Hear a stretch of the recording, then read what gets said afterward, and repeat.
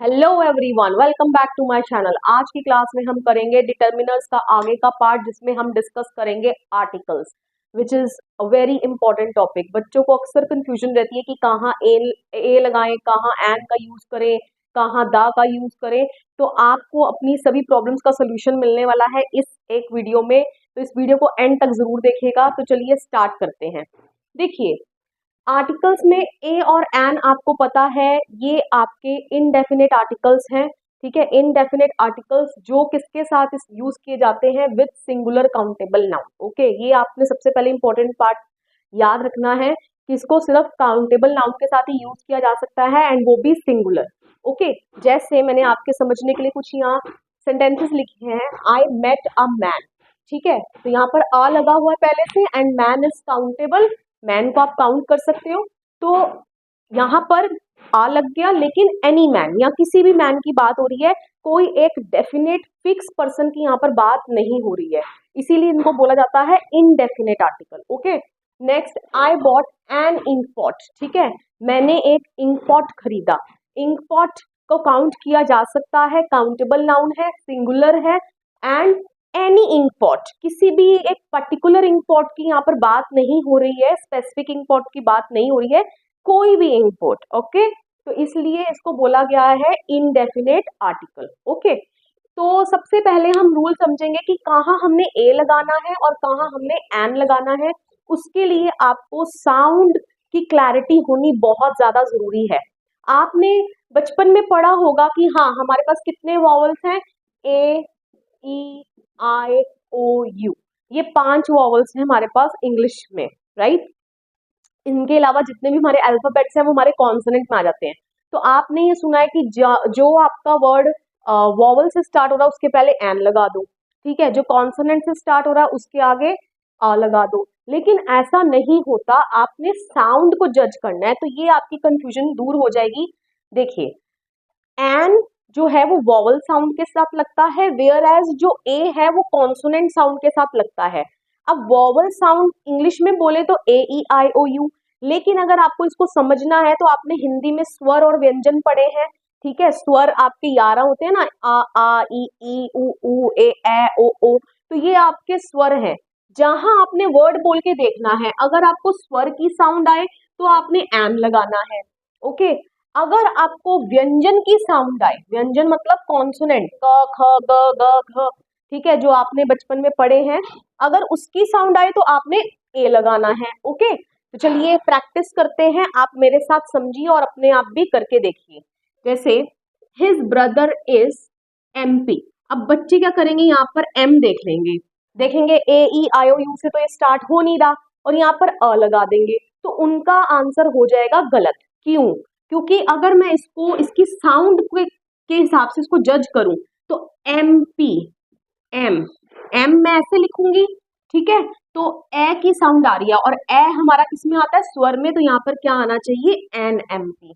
Okay, I hope so अब आपको clear हो गया है। Next, he got dash x ray done. ठीक है, एक्सरे, अगर मैं इसकी आवाज करूं एक्सरे, ठीक है, एक्स ऐसे लिखेंगे ना, एक्स। ठीक है, तो ए आवाज आ रही है, ए आ रही है, तो मेरे को यहाँ पर वॉवल साउंड है, एन लगाना पड़ेगा, ना कि ए। बच्चे अगर रट्टा मारेंगे तो वो यहाँ पर ए लगा देंगे, जो कि बिल्कुल गलत हो जाएगा। Okay, he is dash N R I. ठीक है, अगेन एन। ठीक है, ए की साउंड आ रही है, तो यहाँ पर क्या लगेगा, एन, ना कि ए।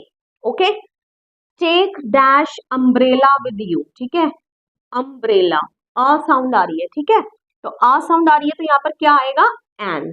ओके, जरूरी नहीं है जो यू से स्टार्ट हो रहा है उस सबकी आवाज जो है वो आ ही आए। ठीक है, अभी मैं आपको बताऊंगी आगे। ही always loves dash honest person. ठीक है, इसमें एच जो होता है वो साइलेंट होता है, एच की हम हॉनेस्ट नहीं बोलते हैं, हम ऑनेस्ट बोलते हैं। एच साइलेंट होता है तो इसको हम ऑनेस्ट बोलते हैं। ओ साउंड आ रही है, राइट, और ओ साउंड क्या है, वॉवल साउंड है, तो इसलिए इसके आगे क्या आएगा, एन आएगा, ना कि A. Okay, he met me dash hour ago. ठीक है, 1 घंटे पहले मुझे मिला, hour, again H is silent, तो आर, तो आ की आवाज आ रही है, तो an hour ago. I hope so ये आपको क्लियर हो गया है। अब कुछ सेंटेंसेस ये भी देख लेते हैं, इससे आपको और क्लैरिटी होगी। ही इज आ डॉक्टर, ठीक है, ड की आवाज आ रही है, ड आपका का खा गा व्यंजन कैटेगरी में आ गया, तो a doctor. He is dash doctor whom I visited yesterday। देखिए अब यहाँ पर आप आ डॉक्टर लगा देंगे ना तो गलत हो जाएगा, ठीक है। अब आप बोलेंगे मैम अभी तो आपने बताया है कि व्यंजन साउंड के साथ यहाँ पर भी तो डॉक्टर की आवाज डा ही आ रही है, ठीक है, तो यहाँ पर आ गलत क्यों हो गया। तो देखिए मैं थोड़ा सा आपको यहाँ पर स्पेसिफिक कर रही हूँ, मैंने आपको यहाँ पर एक चीज क्लियर करी थी कि जो ए और एन यूज होते हैं वो सिंगुलर काउंटेबल के साथ यूज होते हैं, लेकिन वो इनडेफिनेट होते हैं। इनडेफिनेट मतलब किसी स्पेसिफिक की बात नहीं की जा रही। लेकिन यहाँ पर अगर आप सेंटेंस पढ़ेंगे तो वो डॉक्टर को स्पेसिफिक कर दिया, यहाँ पर कोई भी डॉक्टर हो सकता है, हम किसी भी डॉक्टर की बात कर सकते हैं, ठीक है। लेकिन यहाँ पर ही इज द डॉक्टर, ठीक है, ये वही डॉक्टर है whom I visited yesterday, जिसको मैं कल मिली, ठीक है, जिसको मैंने कल विजिट किया। ओके, तो मैं एक पर्टिकुलर डॉक्टर की बात कर रही हूँ, मैं किसी भी एक ऐसे डॉक्टर की बात नहीं कर रही हूँ, ठीक है, जनरल सेंस में। तो ये स्पेसिफिक मैंने कर दिया उस डॉक्टर को, इसलिए यहाँ पर द डॉक्टर आएगा, ना कि a doctor. Okay, I hope so अब आपको थोड़ा सा क्लियर हो गया। Next, he is dash European, ठीक है, यूरोपियन, यूरोपियन बोलते हैं तो या की साउंड आ रही है, शुरू ये ई से हो रहा है। अब बच्चे देखते हैं ए ई आई यू से स्टार्ट हो रहा है, ई से स्टार्ट हो रहा है, तो उसके आगे एन लगा देंगे, गलत हो जाएगा। यूरोपियन, हमने साउंड देखनी है ना कि लेटर। यूरोपियन य साउंड आ रही है तो मैं क्या लगा दूंगी, a European. Okay, next, she gave me dash unique idea, ठीक है, यूनिक, यू, यूनिक, तो यह साउंड आ रही है तो इसलिए यहाँ पर अ लगेगा। ओके, अब बच्चे ये यू देख लेंगे तो ए ई आई ओ यू, यहाँ पर एन लगा देंगे, गलत हो जाएगा उनका, ठीक है। Next, I saw dash one eyed man, ठीक है, वन, व साउंड आ रही है, लिखा बेशक ओ हुआ है, ओ यहाँ पर वॉवल में आता है, बच्चे ये देखकर एन लगा देंगे यहाँ पे, ठीक है, लेकिन अधूरी नॉलेज जो होती है दैट इज ऑलवेज डेंजरस, ठीक है, आपने सुना होगा ना, little knowledge is the dangerous thing. तो किसी भी चीज को पढ़ो, पूरे ढंग से पढ़ो और उसकी डेप्थ में जाकर पढ़ो, तो यहाँ पर क्या आ जाएगा, a one eyed man. Okay, I hope so अब ये आपको जो क्लियर हो गया होगा बिल्कुल कि कैसे ए और एन को आपने साउंड के बेसिस पर जज करना है। ओके, फिर भी कोई डाउट रह गया हो तो आप मुझे कमेंट सेक्शन में लिखकर बताइएगा, मैं पूरी कोशिश करूंगी आपके डाउट को सॉल्व करने की। नेक्स्ट, रूल नंबर 2, इनके बारे में कोई बात नहीं करेगा, लेकिन मैं स्टिल आपको डेप्थ में नॉलेज देना चाह रही हूँ ताकि आपको कोई कंफ्यूजन न रहे। तो आगे के भी रूल्स इसके जान लीजिए कि ए और एन को हम कहाँ कहाँ यूज कर सकते हैं। Rule number 2 says used in things which give the numeral sense of one, ठीक है, न्यूमरल सेंस ऑफ वन मतलब जैसे एग्जाम्पल सुनिए, समझ आ जाएगा आपको। आई परचेस्ड डैश डजन बनानास, ठीक है, अब बनानास देखोगे आप, आपको लगेगा बनानास तो बहुत सारे हैं, प्लूरल हो गया, मैम ने तो बोला था कि सिंगुलर काउंटेबल नाउन के साथ यूज होता है, लेकिन एक दर्जन खरीद रही हूँ भैया मैं, एक दर्जन, आ डजन। ओके, बेशक न्यूमरल है, बहुत सारे हैं, लेकिन न्यूमरल सेंस ऑफ वन, एक की बात कर रहा है तो तब भी मेरे को आ लगाना पड़ेगा। Okay, next rule use to describe a profession, ये तो आपको पता ही है, प्रोफेशन को डिस्क्राइब करने के लिए, जैसे ही इज अ डॉक्टर, ठीक है, mister Sharma is an engineer, ठीक है, क्यों इंजीनियर, ई की आवाज आ रही है ना, ई की आवाज आ रही है तो यहाँ पर क्या आ जाएगा, एन आ जाएगा। ओके, क्योंकि क्या है, स्वर है। Okay, I hope so this is clear. Moving on to the next rule, rule number 4, use to represent the whole class. अब इसका क्या मतलब है, वेरी इंपॉर्टेंट, जैसे यहाँ पर अब क्या लगाती हूँ मैं, एन एलिफेंट, ठीक है, एलिफेंट, ए की आवाज आ रही है ना, एलिफेंट, ठीक है, एन इन्फेंट, ई की आवाज आ रही है, स्वर है अगेन, क्या लगेगा, एन लगेगा, ठीक है। यहाँ पर मैन, माँ की आवाज आ रही है तो आ लगेगा, अब मैन। ओके, ये तो अभी मैंने इनपुट कर लिया, यहाँ पर फिलअप्स कर लिए, लेकिन अब इसका मीनिंग समझते हैं। An elephant is a mighty animal, ठीक है, एलिफेंट जो क्या है, माइटी एनिमल है, मतलब बहुत ज्यादा पावरफुल, माइटी एनिमल। ओके, तो यहाँ पर एक एनिमल की बात नहीं हो रही, ठीक है, यहाँ पर it refers to all the elephants, जब मतलब कि पूरी क्लास को रिप्रेजेंट करना पड़ता है ना, तो उसके लिए भी हम ये इनडेफिनेट आर्टिकल का इस्तेमाल करते हैं। Okay, next, an infant cries when he needs milk, ठीक है, एक छोटा बच्चा रोता है जब उसको दूध चाहिए होता है, ठीक है, क्योंकि वही उसके पास वे है ऑफ एक्सप्रेसिंग, ठीक है, बोल तो सकता नहीं है।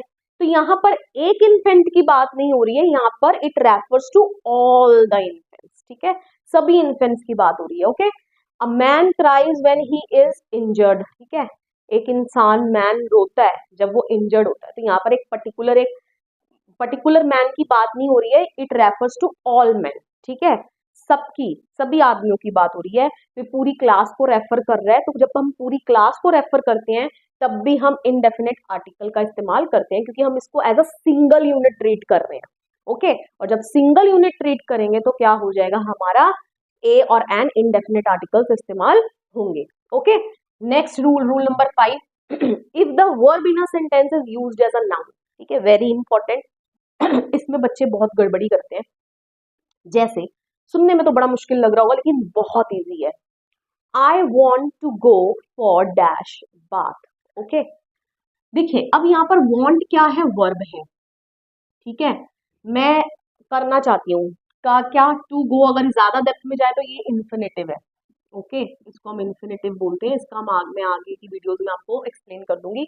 लेकिन वर्ब हमारे यहाँ पर ये है, फॉर व्हाट। आप क्वेश्चन पूछ के देखिए, ठीक है, फॉर व्हाट, किस चीज के लिए, बात के लिए, ठीक है। तो जो व्हाट का आंसर देता है ना वो हमारी नाउन होती है। अब यहाँ पर बात वैसे वर्ब भी होती है, ठीक है, आई टेक बाथ, ठीक है, तो यहाँ पर वर्ब को हम एज अ बात को एज अ वर्ब भी इस्तेमाल कर सकते हैं, लेकिन यहाँ पर बात वर्ब की तरह इस्तेमाल ना होकर किसकी तरह इस्तेमाल किया जा रहा है, नाउन की तरह। तो जब भी नाउन की तरह किसी एक वर्ब को यूज किया जाएगा तो उसके आगे आप आ लगा दोगे। ओके, आ और and depending upon the sound. Okay, तो यही लिखा है, if the verb in a sentence is used as a noun. Okay, next, I want, ठीक है, मैं चाहता हूं, ये तो आपकी वर्ब है। क्या, व्हाट, क्या चाहते हो, रेस्ट, ठीक है, I want a rest now. Okay, otherwise आपने नॉर्मल स्पीकिंग में सुना होगा आई वॉन्ट रेस्ट, ठीक है, मुझे रेस्ट चाहिए, गलत हो जाएगा। क्यों, क्योंकि रेस्ट यहाँ पर नाउन है और नाउन से पहले हमेशा आर्टिकल लगता ही लगता है, तो यहाँ पर अ रेस्ट हो जाएगा। Okay, next, the old man goes, ठीक है, गोज यहाँ पर क्या है, वर्ब है, ठीक है, एक्शन परफॉर्म किया जा रहा है।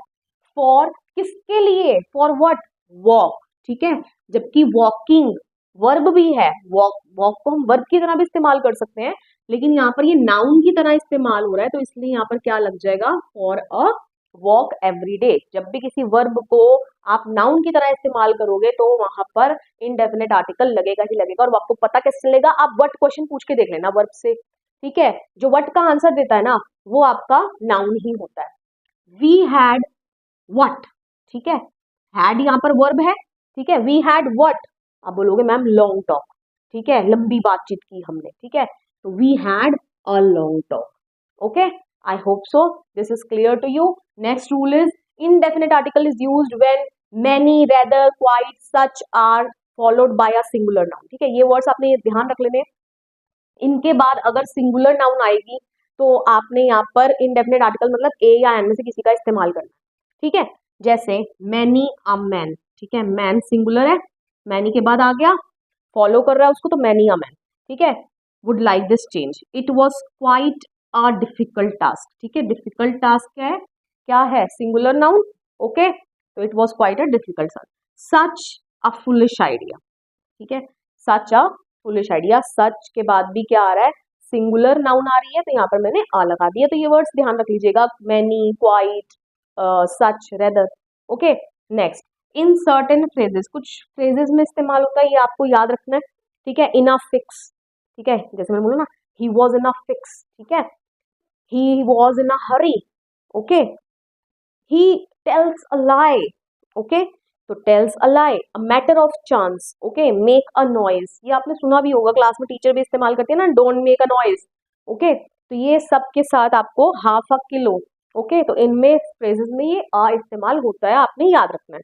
Next, when any other person is recognized by the traits or qualities of some very famous personality, ठीक है, जैसे हम किसी पर्सन को किसी फेमस पर्सनालिटी के साथ कंपेयर कर देते हैं बिकॉज ऑफ द क्वालिटीज, ठीक है, जो मैच कर रही हैं उस फेमस इंसान की और जिस पर्सन को हम उससे कंपेयर कर रहे हैं, तो उस केस में भी हम इनडेफिनेट आर्टिकल का इस्तेमाल करेंगे, जैसे ही इज अ हिटलर, ठीक है, अब ही यहाँ पर जो भी पर्सन है उसकी जो क्वालिटीज है वो मैच कर रही है हिटलर के साथ, ठीक है, तो कहने का मतलब ही is a dictator like Hitler. Okay, next, he is a Gandhi, okay, तो ही यहाँ पर जो भी पर्सन है उसकी क्वालिटीज मैच कर रही है किसके साथ, गांधी जी की क्वालिटीज के साथ, तो इसलिए he is a Gandhi means he is as great as Gandhi, comparison हो रहा है यहाँ पे। ओके, नेक्स्ट बहुत सिंपल है लेकिन दो बहुत कंफ्यूजिंग, कई बार बच्चों को कंफ्यूजन हो जाती है, फटाफट से बता देती हूँ। एक्सक्लेमेटरी सेंटेंसेस के साथ, एक्सक्लेमेटरी सेंटेंसेस आपको पता है, मैं आपको एक्टिव पैसिव भी करवा चुकी हूँ, आपको डायरेक्ट इनडायरेक्ट भी करवा चुकी हूँ, नहीं पता तो वहां पर आप वीडियोस में जाके देख लीजिए। तो व्हाट के बाद आपको इनडेफिनेट आर्टिकल का इस्तेमाल करना होता है, जैसे व्हाट अ सीन, ठीक है, कितना सुंदर नजारा, what a scene, it means it was a very beautiful scene. Okay, what a beautiful painting, ठीक है, means it was a very beautiful painting. Okay, तो यहाँ पर देखिए अ का इस्तेमाल किया मैंने। Next rule number 10, in describing rate and time per unit, ठीक है, जब आप रेट या टाइम पर यूनिट आप डिस्क्राइब करते हो तो आपको यहाँ पर इनडेफिनेट आर्टिकल का इस्तेमाल करना है, जैसे apples are sold 120 rupees a kilo, ठीक है, प्रति किलो 120 रुपए प्रति किलो उसका रेट है, ठीक है, तो पर किलो का जब मैंने रेट डिस्क्राइब किया तो यहाँ पर मैंने अ लगा दिया। I can run 6 kilometres an hour, okay, मैं 1 घंटे में 6 किलोमीटर दौड़ सकती हूँ, ठीक है, अब एन आ गया, क्यों, क्योंकि H is silent.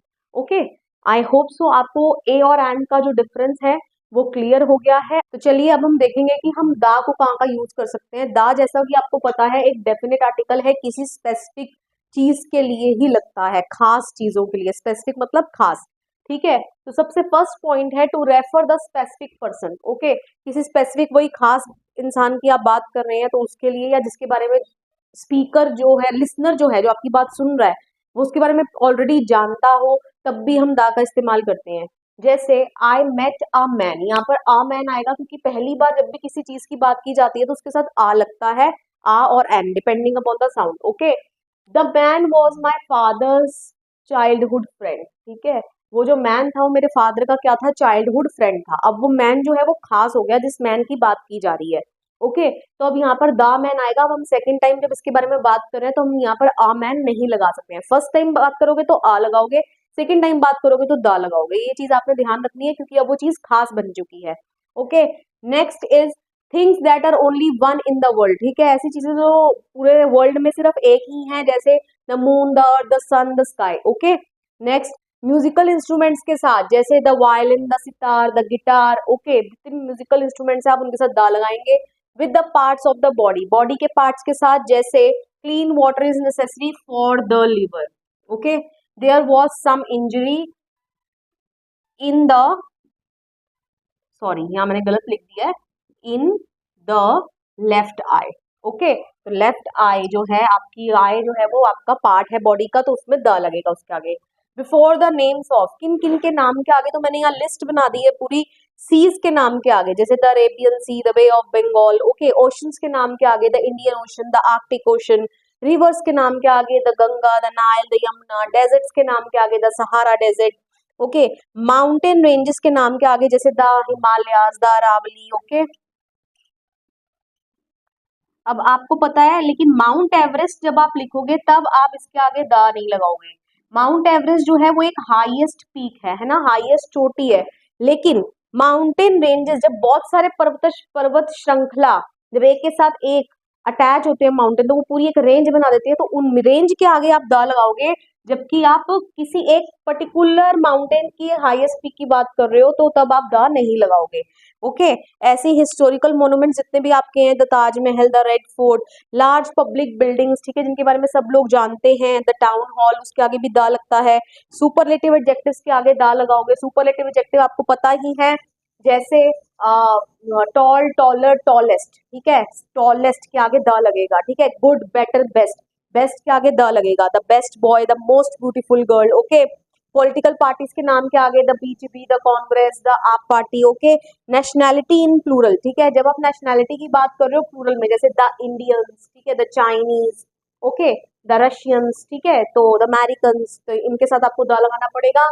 Before the adjectives when they are used as noun for their whole class, ठीक है, ऐसे एडजेक्टिव जिनको आप नाउन की तरह इस्तेमाल कर रहे हो rather than using them as adjectives, आप उनको एडजेक्टिव्स की तरह इस्तेमाल नहीं कर रहे हो। जैसे the rich should help the poor, ठीक है, अब रिच क्या है और पुअर क्या है, ये वैसे तो एडजेक्टिव है लेकिन यहाँ पर एडजेक्टिव का काम नहीं कर रही है, ठीक है, इसको एज अ नाउन यूज किया जा रहा है एंड ये पूरी होल क्लास को रिप्रेजेंट कर रहे हैं कि जितने भी रिच हैं उनको क्या करनी चाहिए, जितने भी पुअर हैं उनकी मदद करनी चाहिए। Okay, we should help the blind. ठीक है, द ब्लाइंड बोल दिया मैंने, तो ब्लाइंड की पूरी क्लास को रिप्रेजेंट किया जा रहा है, सिर्फ एक अंधे पर्सन को हमने हेल्प नहीं करना। द ब्लाइंड मतलब जितने भी उनकी क्लास है, जितने भी ब्लाइंड लोग हैं उनको हेल्प करना है। ओके, तो यहाँ पर ब्लाइंड भी क्या होता है, वैसे तो एक एडजेक्टिव है लेकिन यहाँ पर हम उसको एज अ नाउन यूज कर रहे हैं। Okay, next, name of the countries with plural name. ठीक है, ऐसी कंट्रीज जिनका नाम प्लूरल होता है, जैसे द नीदरलैंड्स। ठीक है, पीछे एस लगा है। ओके, जिनका नाम के पीछे एस आएगा